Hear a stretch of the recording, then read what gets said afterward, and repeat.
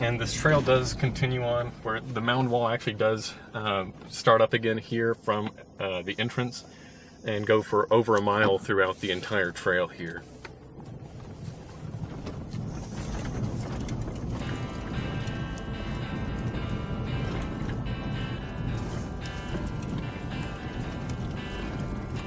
So I am Indiana Calloway. I'm a park ranger here at Old Stone Fort.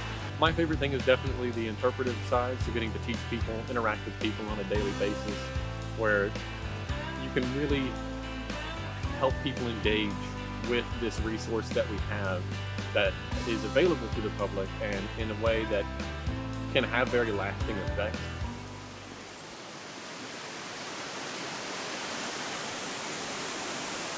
But this is our largest span of waterfall here, just from any one location in the park, at least in height difference. But you'll see if at places like Blue Hole Falls, you have a pretty wide set of waterfall. But this is by far the largest plunge pool throughout any point in the park.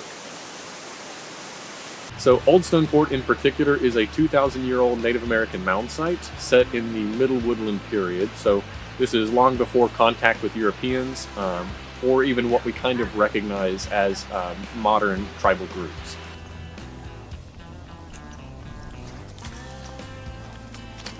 So what I have behind me here is actually the 50-acre enclosure field that is encompassed by the mounds throughout over a mile of actual mound buildup from the native people.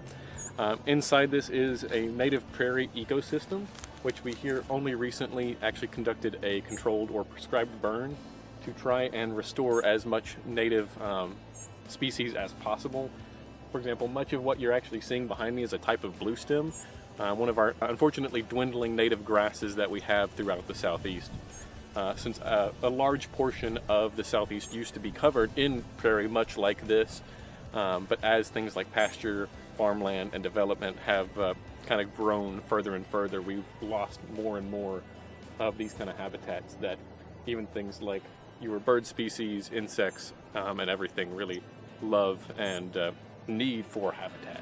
The only thing that would make it better is if people did follow the rules to protect this resource more. Guys, come off the rocks, please. Are they not listening? So that's about the only thing, is I just do want people to be safer and also help take care of this resource as well. This here is the remaining foundation of one of the mill sites that were present here along the Duck River. There were actually 4 different mills throughout here, this being one of the largest. This was a rag paper mill, so unlike the paper that gets made today that's made with wood pulp, this was instead using linens and fabrics that were recycled pretty much to be turned into usable paper yet again. You know, it's that moment you can actually see people actually have that connection with understanding why we're here, understanding why the park is in place, or just sparking that connection where I've done like a night hike before, and I'll have a kid come up to me afterwards and they'll say, you know, I want to be a park ranger now. And it's a really encouraging experience, I guess, to know that, you know, you are actually making an effect on these people that you're interacting with.